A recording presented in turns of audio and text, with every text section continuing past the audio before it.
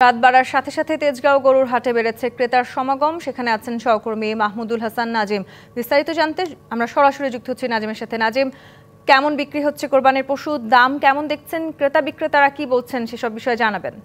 আপনাকে অসংখ্য ধন্যবাদ। আসলে আমি যে বাজারটিতে অপেক্ষা করছি সেটা হচ্ছে আসলে তেজগাঁ, যেটি আসলে এখানে বিকেল থেকে কিন্তু পুরো দমে কিন্তু আসলে আজকে কিন্তু ছুটি ছিল, সরকারি ছুটি থাকার কারণে ক্রেতাদের সমাগম ছিল আশানুরূপ, এবং বিকেলের পর থেকে রাত পর্যন্ত এখন পর্যন্ত যেটি আশানুরূপ বেচা কেনা হয়েছে। আমি কিছুক্ষণ আগে এখানকার যে বাজার সংশ্লিষ্ট আছে তাদের সঙ্গে কথা বলেছি।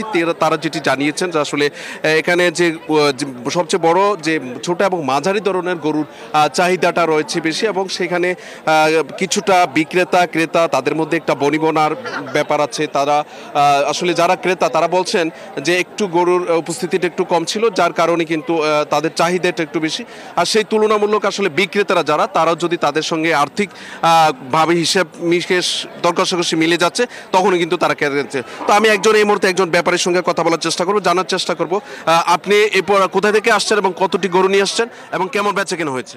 আমার বাড়ি হল সিরাজগঞ্জ সাজাদপুর থেকে আমি আসছি। আমি 31টা গরু নিয়ে আসছিলাম।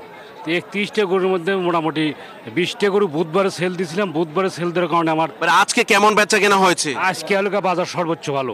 আজকে মোটামুটি 12টার থেকে ভালো কেনা বেচা হইতেছে। তেজগাঁয়ে মোটামুটি গরু নাই বললেই চলে। আসলে যেমনটি শুনছিলেন যে তিনি যেটি জানিয়েছেন যে আসলে বিকেলের পর থেকে কিন্তু বেচা কেনাটা পুরোদমে হয়েছে সাপ্তাহিক ছুটি থাকার কারণে। আর আগামীকাল বাদে পরশুদিন কিন্তু ঈদ, তো সেই মুহূর্তে আসলে কেউ কিন্তু দেরি করছে না, তাদের পছন্দ মতো তারা কিনে নিচ্ছেন। আর বিক্রেতারা কিছু কিছু গরু এখানে রয়েছে, এটি হয়তো বেলা রাত বাড়ার সাথে সাথে হয়তো তারও এই গরুগুলো বেচা বিক্রি হয়ে যাবে। এখানকার যে আসলে ব্যবসায়ীরা আছেন তারা এটি জানিয়েছেন। তো তেজগাঁ পলিটেকনিক ইনস্টিটিউট থেকে আমার কাছে ছিল এইখানকার এই অবস্থা। তন্নি। দর্শক, পশুর হাটের আরও খবর জানাতে রাজধানীর গাবতলী পশুর হাট থেকে যুক্ত হচ্ছেন আমাদের সহকর্মী ইউসুফ রানা। ইউসুফ, শেষ মুহূর্তে হাটে ক্রেতার সমাগম কেমন দেখছেন, ব্যাপারী এবং ক্রেতারা দাম নিয়ে কি বলছেন? তন্নি, আপনি যেমনটা বলছিলেন, আজকে কিন্তু রাজধানীতে ঈদের ছুটিও শুরু হলো। সারা দেশে ঈদের ছুটিতে ঘরমুখো মানুষের যেমন ভিড়, একই সাথে কিন্তু এই রাজধানীর কুরবানির পশুর হাটগুলোতেও কিন্তু সেই রকমের মানুষের ভিড়। মানুষ এই সময়টাই বেছে নেন বরাবরই। প্রতি বছরই আমরা দেখতে পাই যে ঈদের ছুটি শুরু হওয়ার পরে বাজারে ক্রেতারা আসতে থাকেন কুরবানির পশু কেনার জন্য।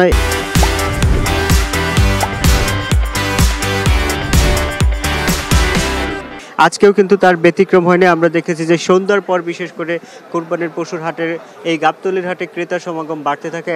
এখন কিন্তু অনেক ক্রেতা বাজারে আছেন এবং বলতে পারেন যে উপচে পড়া ভিড়। এবং এখানে আমরা দেখলাম যে যারা ক্রেতারা আসছেন তারা এসেই কিন্তু গরু অথবা ছাগল দেখছেন, একটার পর একটা দেখছেন, এবং যেটি তাদের পছন্দ হচ্ছে সেটি তার দরদাম করছেন। যদি দরদামে মিলে তাহলে কিন্তু কিনে নিচ্ছেন, না হলে অন্য আরেকটির দিকে ছুটে যাচ্ছেন, এবং এইভাবেই কিন্তু তারা পছন্দের পশু সংগ্রহ করতে ব্যস্ত হয়ে আছেন। আমরা এখানে দেখেছি যে বেশ কিছুজন ক্রেতা কিন্তু এখানে এসে প্রায় 7টি গরু একসাথে কিনলেন। 7টি গরু মোটামুটি প্রায় 21,90,000 টাকা দিয়ে কিনলেন, যেটির গড়ে হয়তো 3 থেকে 3.5 লাখ টাকার মতো পড়ছে। বিক্রেতারা আমাদেরকে জানিয়েছেন যে অন্য সময় হলে এই গরুগুলো হয়তো গড়ে 4 থেকে 5 লাখ টাকার মধ্যে তারা বিক্রি করতে পারতেন, কিন্তু এইবারের হাটের দাম তুলনামূলক কম।